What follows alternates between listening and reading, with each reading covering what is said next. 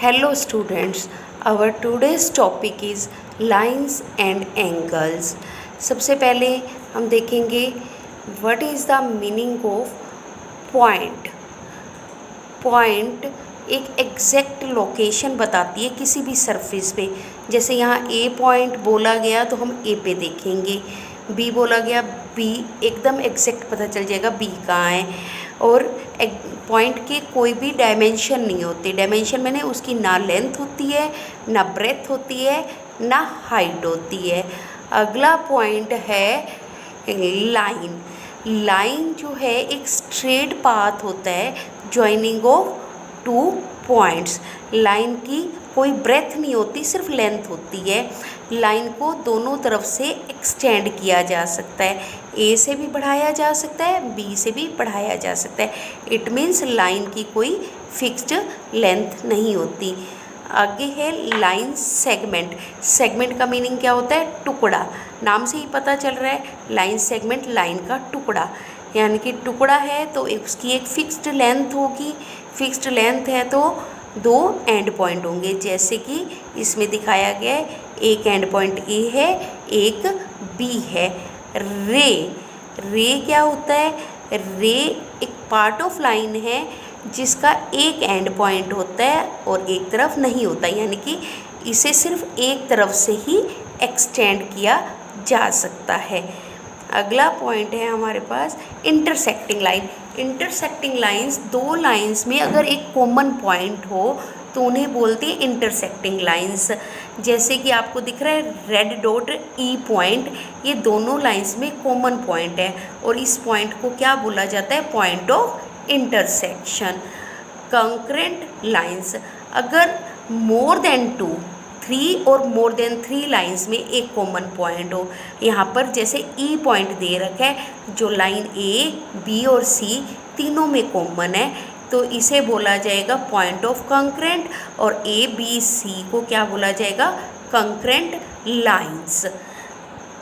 Perpendicular lines, अगर दो line एक दूसरे को राइट एंगल पे इंटरसेक्ट करती हैं, यानी कि एक दूसरे को इंटरसेक्ट करते हुए 90 डिग्री का एंगल बनाती हैं, तो हम उसे क्या बोलेंगे? Perpendicular line. यहाँ पर लाइन एल और M are perpendicular to each other.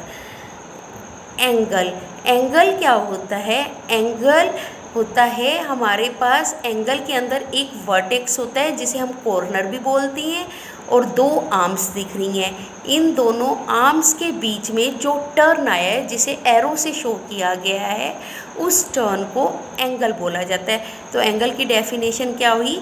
Measurement the amount of turn between two arms. अब एंगल्स के टाइप देखते हैं। सबसे पहले acute angle. Acute angle 0 degree से बड़ा होता है पर 90 से छोटा होता है। फिर आता है राइट एंगल। राइट एंगल जो है एग्जैक्ट 90 डिग्री का होता है। फिर आता है ऑब्ट्यूज एंगल, जो 90 से बड़ा है पर 180 से छोटा है, जैसे यहाँ 130 का एंगल दिखाया गया है। Straight angle, straight angle exact 180 degree का होता है। फिर रिफ्लेक्स एंगल, जो कि 180 से बड़ा है पर 360 से छोटा है, जैसे यहाँ 308 डिग्री का दिखाया है। फुल एंगल, जिसे कंप्लीट एंगल भी बोलते हैं, वो एंगल जो एग्जैक्ट 360 डिग्री का होता है। अब कॉम्प्लीमेंट्री एंगल, अगर सम ऑफ टू एंगल्स 90 डिग्री है तो हम क्या बोलेंगे? ये एंगल कॉम्प्लीमेंट्री एंगल है। जैसे 30 और 60 को प्लस करते हैं 90 आता है, तो हम कह सकते हैं 30 degree and 60 degree are complementary angle. पर 30 और 50 को प्लस करके 80 आता है, यानी कि 90 नहीं आता, तो हम कहेंगे 30 degree and 50 degree are not complementary angle. फिर सप्लीमेंट्री एंगल। सप्लीमेंट्री एंगल कौन से एंगल होते हैं?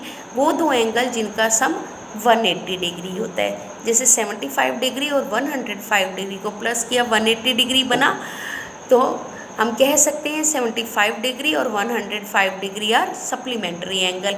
पर 65 डिग्री और 100 डिग्री का सम 165 बिना, जो कि 180 के इक्वल नहीं है, तो हम कहेंगे 65 degree and 100 degree are not supplementary angles.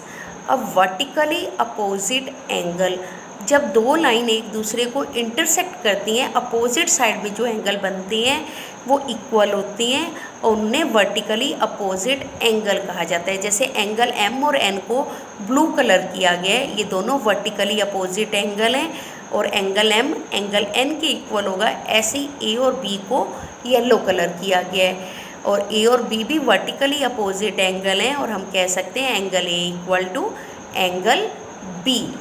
Adjacent angle, दो एंगल्स को अगर हम एडजेसेंट एंगल कब बोलेंगे, जब उसमें एक तो कॉमन वर्टेक्स हो जो कि ब्लू डॉट से दिखाया है और एक कॉमन आर्म हो जैसे कि पिंक रे से दिखाया गया है, और जो दो नॉन कॉमन आर्म है वो आइदर साइड में होनी चाहिए, यानी कि पिंक रे के एक लेफ़्ट साइड, एक राइट साइड, या एक अप या एक डाउन।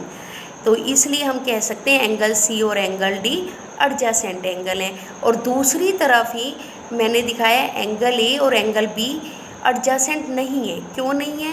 क्योंकि पहली फिगर में मेरे पास कॉमन वर्टेक्स है मगर इसकी कोई आर्म कॉमन नहीं है, और दूसरी फिगर में कॉमन आर्म है मगर कॉमन वर्टेक्स नहीं है, इसलिए मैंने इसको क्रॉस किया है। लीनियर पेयर, दो एडजेसेंट एंगल्स का अगर सम 180 डिग्री आता है और उसकी नॉन कॉमन आर्म्स जो हैं एक स्ट्रेट लाइन बनाती हैं तो उसे लीनियर पेयर बोलते हैं। और लीनियर पेयर एंगल्स का सम क्या होता है? 180 डिग्री। तभी angle A plus angle B equal to 180 degree है। Thank you for watching the video. In next video I will tell you how to solve the question of this chapter.